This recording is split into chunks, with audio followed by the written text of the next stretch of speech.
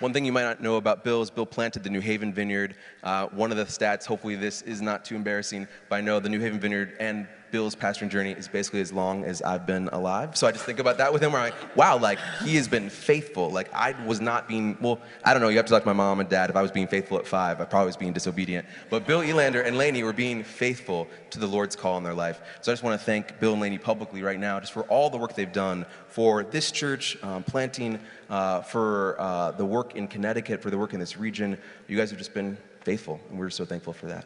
So I want to pray for you, Bill. Thank you. God, thank you so much for Bill and for Lainey and for all that they've done, God.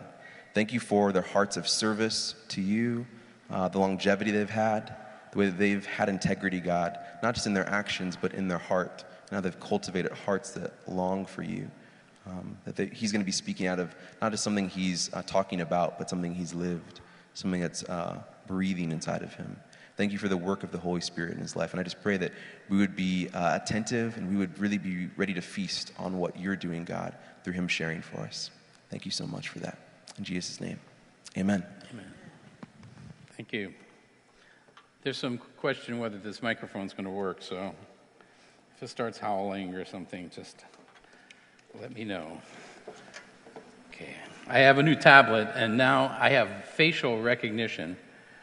So it's like, let's see if it works. Ha ha! Sometimes it doesn't recognize me. That kind of helps it doesn't do my self-image that well. My tablet doesn't even know who I am. Anyway, thank you, Josh. Yeah, I mean, that isn't the worst introduction I've had. One time, somebody said, yeah, Bill, he's been around, he's as old as dirt. And that person wasn't really that much younger than I was. So today we're going to be looking we're going to continue on with the series that Josh started last week, the way of Jesus. So we can put that first. And Josh asked me to share a little bit of my story, a little bit of kind of how I've gotten here. I grew up in Milford, which is down the shore a few towns. My parents weren't churchgoers, but they sent me to church. Has anyone here, did that happen to anybody here? Did anybody here get sent to church even though their parents didn't? Okay, so I don't know, maybe that's not a thing anymore, but it was a thing when I was growing up. Way back then when the Pilgrims came. And I went to church. I really liked church. I believed in God, but I didn't get it. I would have been a perfect candidate for an Alpha course because I believed in God. I believed in Jesus, kind of, but I had no idea who Jesus was. I had no idea what I was supposed to do with that. My understanding of the gospel or understanding of walking with God is that I tried to be as good as I could, and I hoped it worked out. I mean, my good deeds outweighed my bad.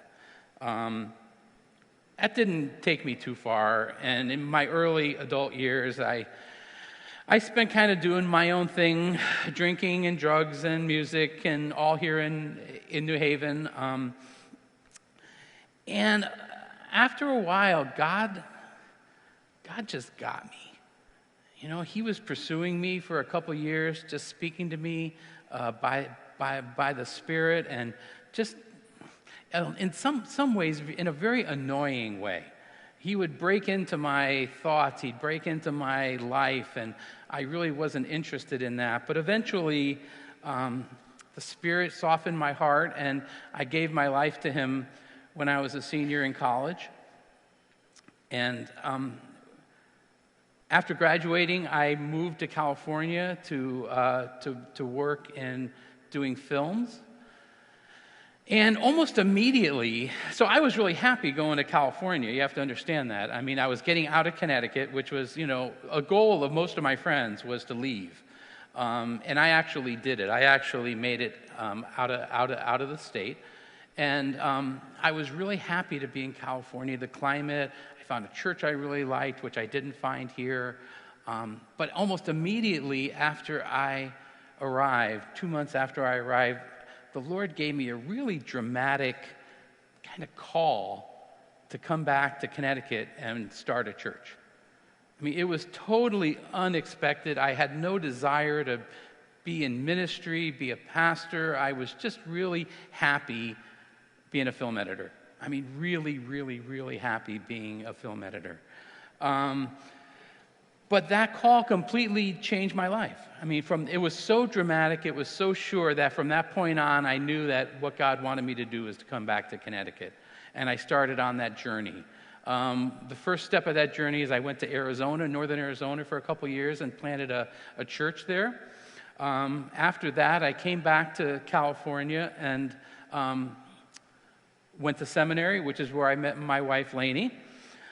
And we became involved in the early days of the Vineyard, the very early times, for a few years. And then in 1986, we were sent off by the Vineyard there to plant a church in New Haven, which is where we are now. And we pastored for 32 years here, and which I guess is older than Josh.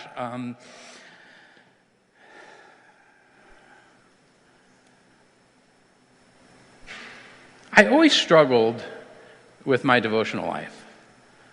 You know, I've always been more of a doer than someone who liked to just be. And so you would think as a pastor, that would be a problem. And in a way it was. You know, in a way, I always felt guilty that I didn't want to spend more time with God. I wasn't a guy that liked just meditating and being contemplative and, you know, just spending time devotionally. It was always something I had to do. It was like on the line of eating my vegetables so I could stay healthy. It was something I ought to do. It's something that I should do, not something that I really wanted to do. I love to worship God. I love to serve people. I love to pastor. I mean, I loved everything about God. I just didn't want. I don't know. I just never spent a lot of time just alone, quiet with Him. I had no idea how to care for my soul. And the problem is pastoral ministry is demanding at best.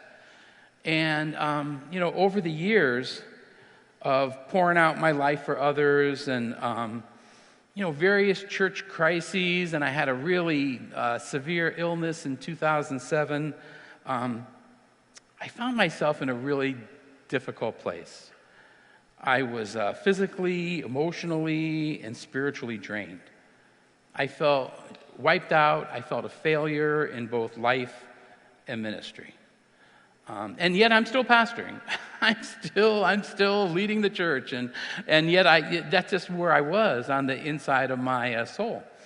In 2010, Lainey and I went to a retreat that the Vineyard holds for pastors who have been in ministry for a while, who are either in crisis or just are tired or have been doing it for a while. And God met me in a powerful way there.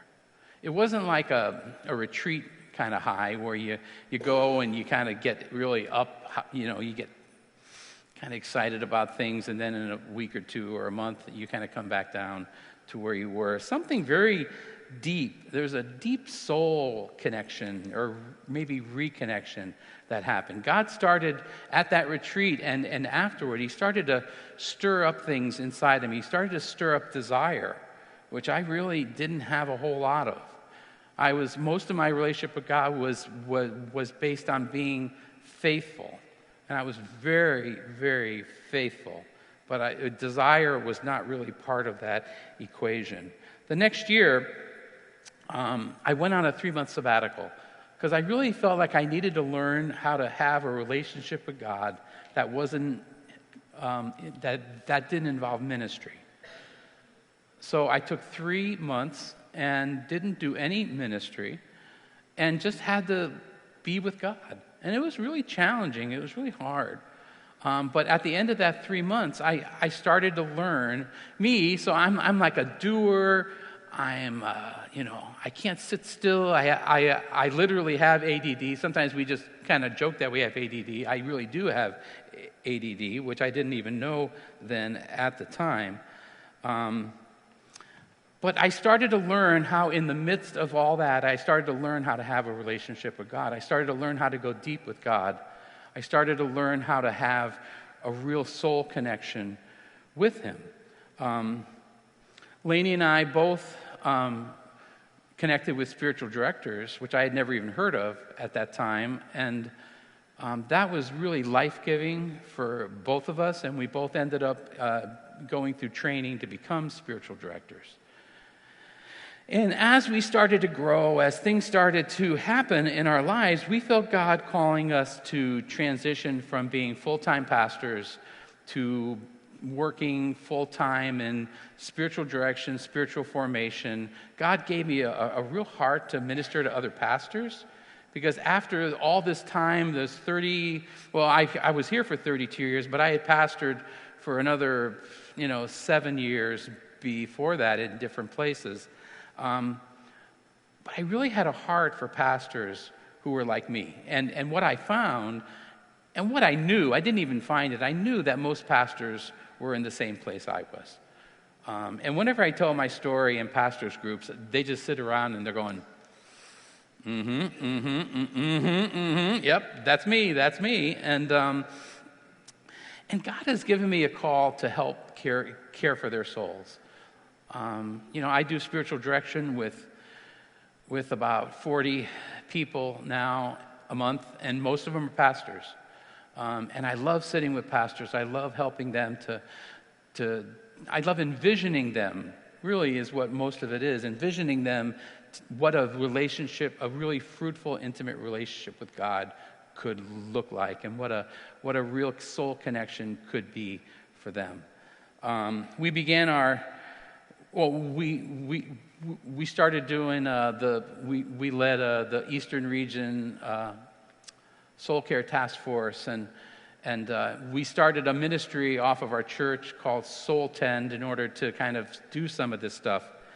And last fall, finally, the transition was complete, and we transitioned from pastoring full-time to doing spiritual formation and spiritual direction full-time. We made ECV our home base, and just 2 weeks ago, I came on staff as a pastor of spiritual formation, which is almost like and this is honestly true, I feel guilty. I feel like I'm taking money for something I really love. I would, Josh, if Josh here, don't listen to this, I would do this for nothing, okay? Because I love it so much. And I was just thinking that today. I'm thinking, I would do this for nothing. This is like such a part of who I am. But on the other hand, we have to pay our mortgage and all that, so we're not turning away any money. So as we look at the way of Jesus, is there a second slide that says the name of this or my little message here? Yeah, the inside out life. I want to talk about the inside out life today, and we're going to expand on some of the stuff that Josh was talking about. He talked about that Jesus was giving us an invitation not to a specific place, but to a journey. That he was asking us to journey with him, to learn of him, to learn of his ways. He shared that as we walk with Jesus, what we do comes out of who we are. And that is that concept right there, that our doing comes out of our being, is so important that Josh said, wait a minute, we need to stop, and we need to take a week and just unpack that. So that's what we're going to do this morning to a certain degree. Now, I don't, this is a pretty big topic, and I apologize that there might be things here that I'm going to say, and you're going to go, whoa, wait a minute, you need to expand on that, and I'm sorry, I really can't expand on everything. So anyway, if we're going to look at Matthew 22, verse 34 and to 38, and this is a really, really popular, well-known verse. And I'm going to read it, and then we're going to pray. Matthew 22, verse 34. But when the Pharisees heard that Jesus, had silenced the Sadducees with his reply, they met together to question him again. One of them, an expert in religious law, tried to trap him with this question. Teacher, which is the most important commandment in the law of Moses? Jesus replied, you must love the Lord your God with all your heart, all your soul, and all your mind. This is the first and greatest commandment. A second is equally important. Love your neighbor as yourself. Let's pray. Lord, we thank you for this time that we have. Lord, I thank you for these scriptures. I thank you for Jesus and this incredible statement that he makes and how helpful and how defining it is for us in our relationship with God. And I pray that as we look at it and as we kind of unpack it, I pray that you would help our hearts to get this. Not just our minds, Lord, but that you would help our hearts to be open to see what invitation you have for us this evening. In Jesus' name, amen. So when Jesus was asked, what's the most important commandment? What Jesus did is he brought together, he didn't just give one commandment, but he gave two commandments. And these two commandments are in different places.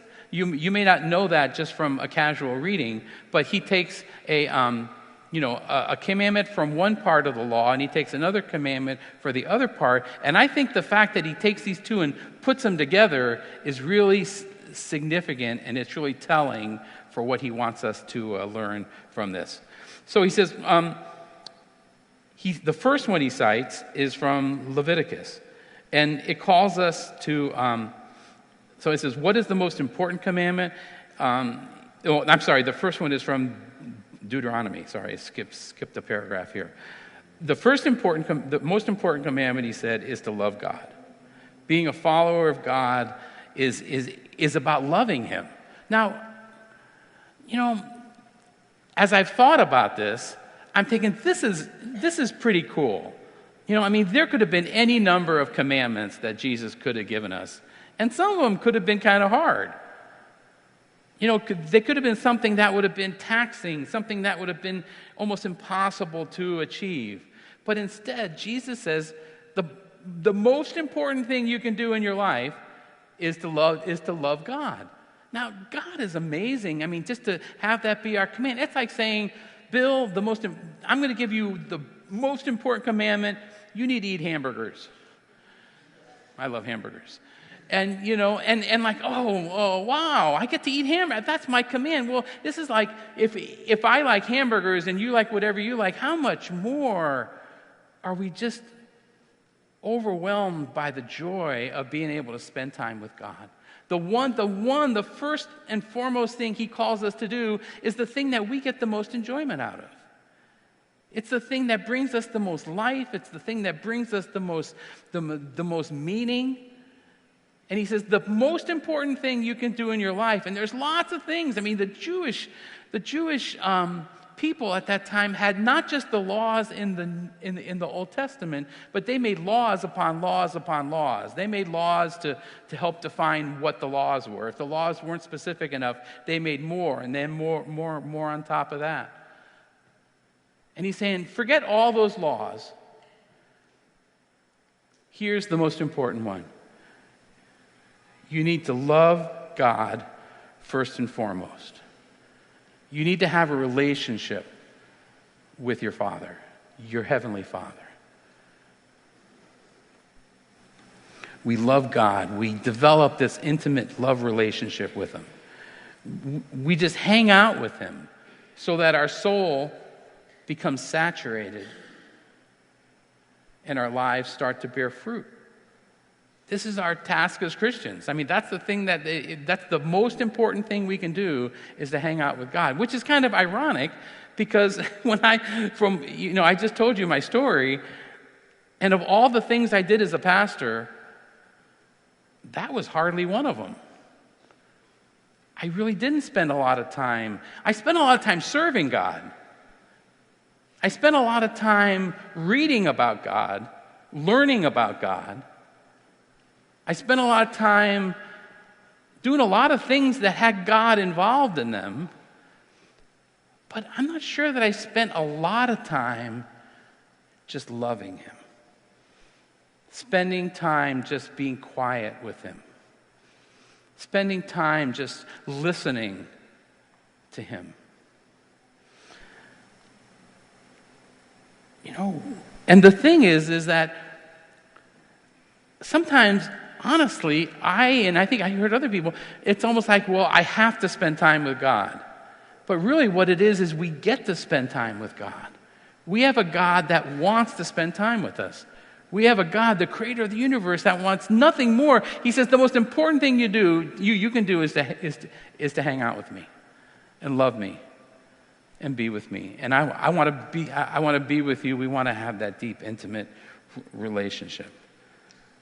The second commandment he kind of attaches to that first one is he cites from Leviticus, and he calls us to love our neighbor as ourselves.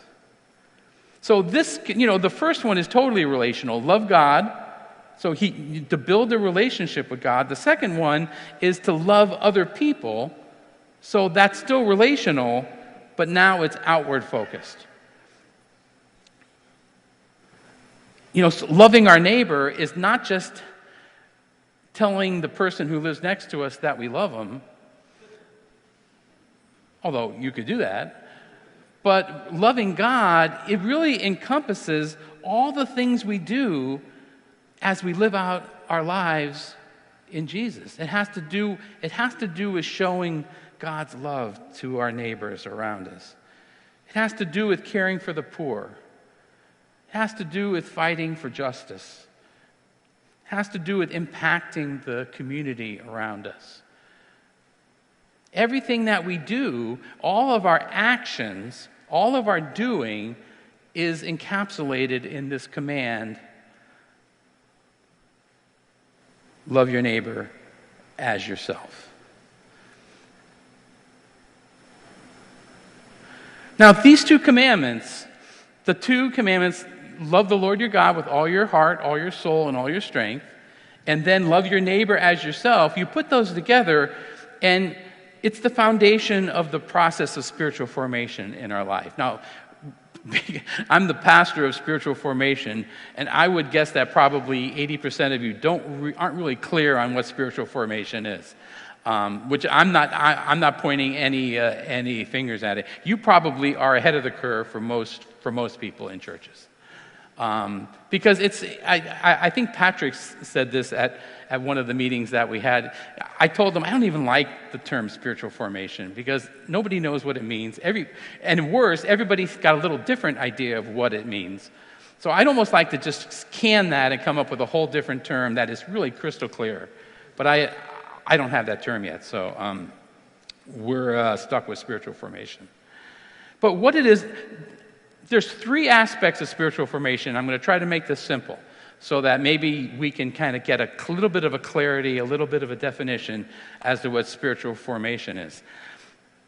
First of all, the first aspect of spiritual formation is we grow in our love relationship with God. This is the first commandment. Love the Lord your God with all your heart, all your soul, and all your strength. That's like the first and the central part of spiritual formation. So if you say, Bill, what is spiritual formation? Well, the first part of it is just learning how to grow in our relationship with God, how to go deeper with God, how to be more intimate with Him. We learn how to pay attention to the desires that God has put in us. We start to pay attention to what our soul is doing, and we respond to that work of God stirring something up in us with a renewed and deepening intimacy with Him. So that's the first thing. The first aspect is we love God and go deeper in intimacy with Him. The second is intimacy with God leads us into a journey of personal growth and transformation. So we can't. This is where it's almost like a false advertising, because the first part, we can love God with all our hearts, all our minds, all our strength. They go, oh, that's so great. God is loving and God is cool and I just love to hang out. But the second part is that if we truly press into that, as we go deeper with God, what happens is he starts to lead us onto a journey of transformation to be more like Jesus. He starts to lovingly show us areas in our life that we just don't, who we are and what we do isn't how God has created us to be. And he starts to make us to be the people, the men and women that God has always meant for us to be. And I think we all know that. We all know there's things in our lives that just aren't the way we want them to be. They're not the way that God created us to be, but we're stuck.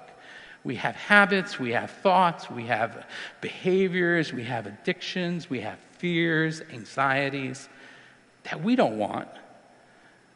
And as we start to press into God, he starts to lead us into a journey where he starts to change us.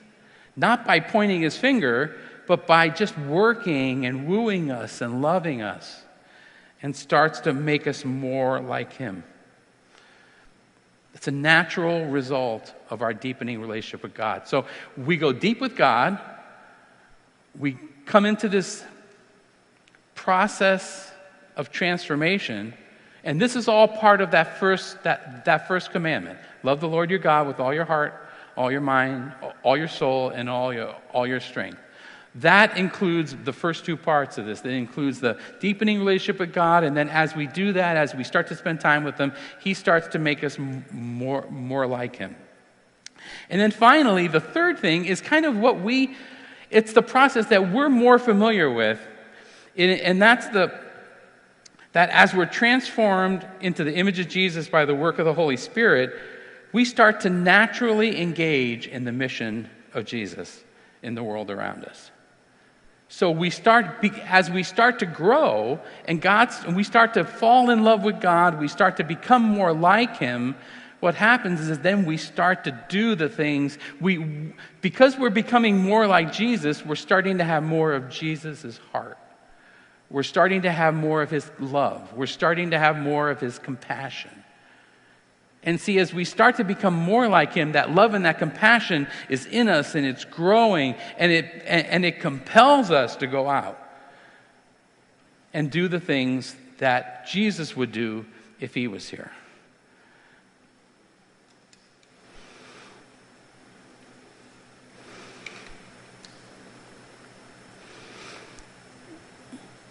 We have to start with the heart relationship with Jesus. We have to let that transformation happen. But then the natural thing is we start to want to do the things that are on his heart. And this is where our doing, our actions, our ministry, all the things we do flows out of who God is creating us to be as we spend time with him and as we are transformed. So does that kind of make sense? That there's this process of growing in love with God. As that happens, we start to become changed, become different people, more like Jesus. And because of that, we start to do the things that Jesus would do. You know, there used to be that, you probably don't remember this. I mean, there were two waves of this. There was a book that was written in like the 1920s called, I don't even remember the name. It was the whole what would Jesus do in his steps was the name of the book.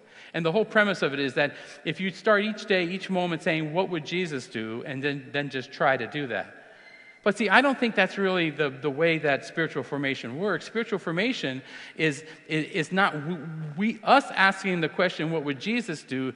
What spiritual formation is inviting Jesus into our lives, having Jesus change us, and then what happens is Jesus actually does the things in us that he would do if he were us. We just naturally start to do the things of Jesus because he is actually working and making us more like him. You know, loving God is an end in itself. I mean, obviously, we can get lost in loving God, but it always results in action.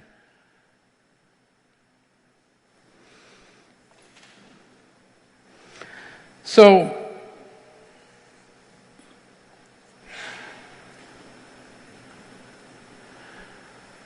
if we want to, I'm gonna throw out the premise that most of us are more advanced in doing what we should do than building up the inside of us with, so that our being can produce those good works. So what I want to talk about for the rest of my time is then how do we build up our inner person? How do we become, how is that process of spiritual formation happen?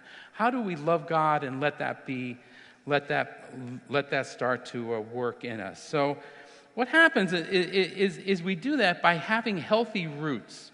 And so I want to talk for a minute. If you want to throw up that photo there, here's my old home, the Verde Valley. It's a wonderful place. I planted a church here in Cottonwood, Arizona. It's high desert and a beautiful place if you like beige. Okay, if you like the color brown, this is your place. It's on the banks. It's on the banks of the Verde River, which is the only source of water in the whole valley. It's high desert, which means it's dry. I remember one day I drove up to the top. It's a valley, so there are mountains on both sides of it. There's a road that goes all the way up to the top of the mountain overlooking the valley. And I saw basically this scene. And what I saw was that the valley itself was brown. Okay, it was just brown, except for the part right by the river. You see that? I mean, the part by the river is all green. And, when you're down in the town, you don't really notice that. When you're down in the town, you don't have the perspective. But when you get up above it, it's really striking because the water there, and there's a certain width that the water goes, a certain ways away from the water, there's enough moisture in the ground for the vegetation to be green.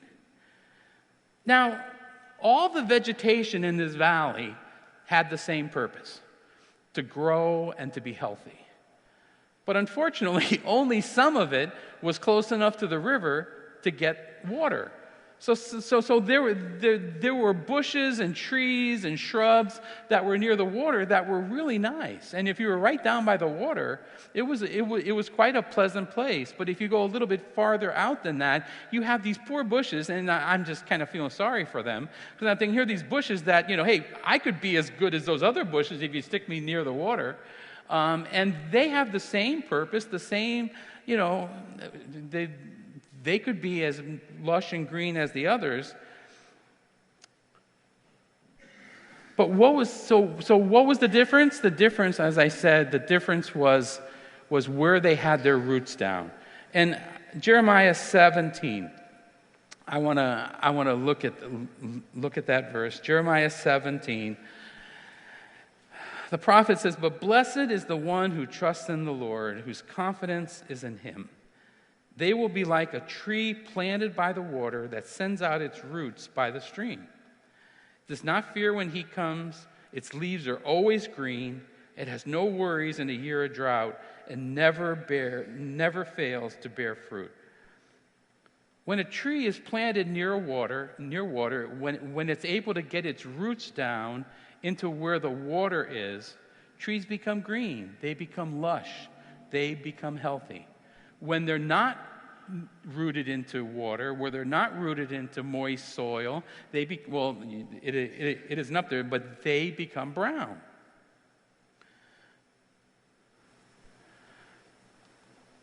The stream for us is Jesus. If we can take and spend time loving him, spend time with him, that's how we put our roots down into his life. And as we pray, as we're quiet with him, as we do different prayer practices, as we just kind of hang out with him, love the Lord your God with all your heart, all your soul, and all your strength, what happens is our roots go down into his water, into his life-giving moisture, and we start to be fruitful. We start to bear fruit. Things start to happen out of us, which is the love your neighbor as yourself. We trust him. We spend time with him. Colossians 2 kind of talks a little more about that process.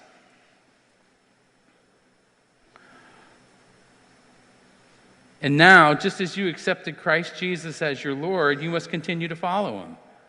Verse 7, let your roots grow down into him, and let your lives be built on him. Then your faith will grow strong in the truth you were taught, and you will overflow with thankfulness. We become fruitful and healthy in our lives when we take the time to be with God, to get quiet, to read the Bible, to pray, to spend time just in his presence, listening. That's the only way we can be fruitful in our life. Now, we can live our lives without being fruitful. We can live our lives and we can try to do the things that we're supposed to do, and we can try to do Christian things, and we can try to do all the God stuff. But unless we're letting our roots go down deep into Jesus, deep into his soil, it's not going to be fruitful. It's not going to be doing coming out of being. We need to establish our roots so that our being is going to produce our doing.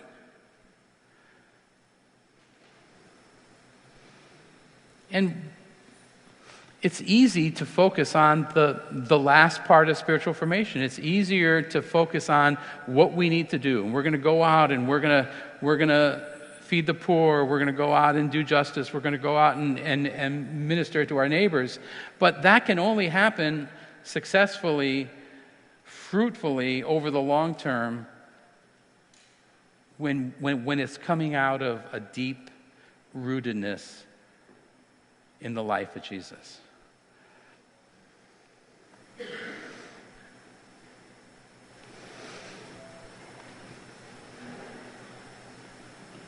To use Josh's language,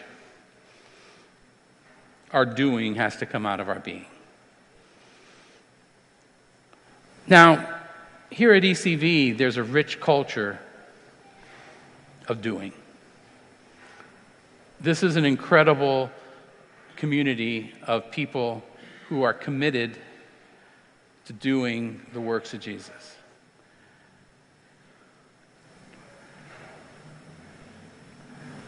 Serving the poor, working for justice,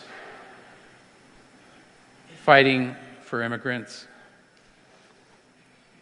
fighting against sex trafficking, whatever area of justice, refugees, reaching our neighborhoods. We are a community that loves to do the stuff, that loves to do the stuff that Jesus told us to do.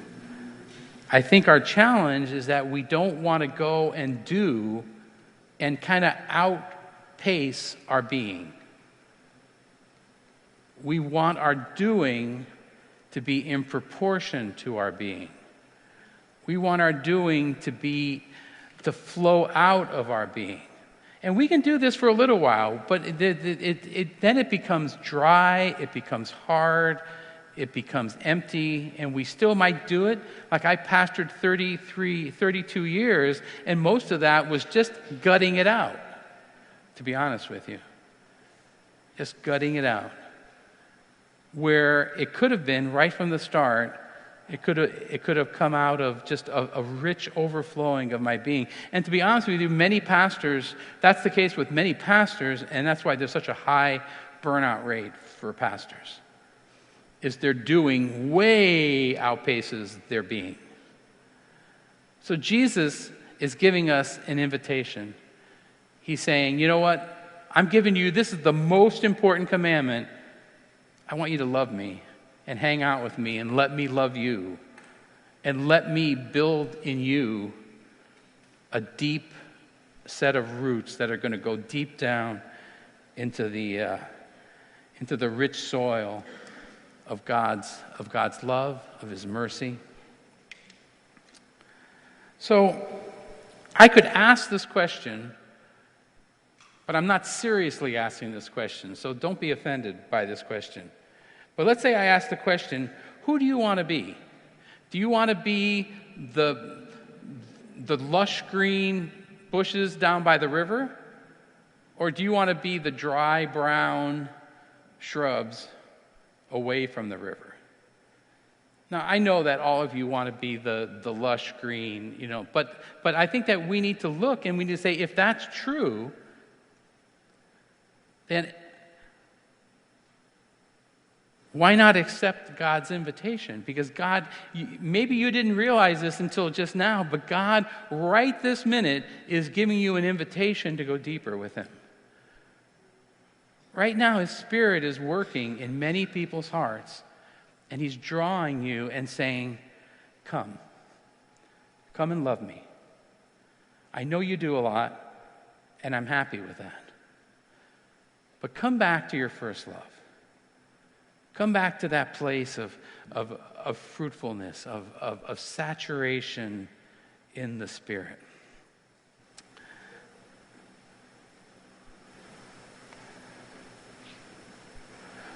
My reflection question today, and I only have one of them. I know I'm going against the grain. We always have three.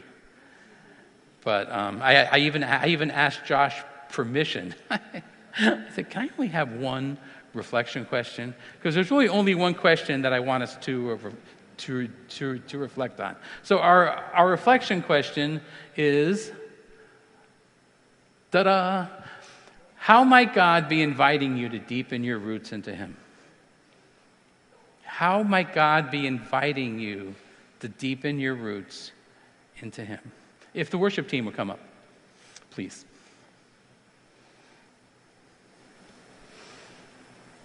What I want to do is I want to take some time right now and be quiet and give us a chance to reflect on that together.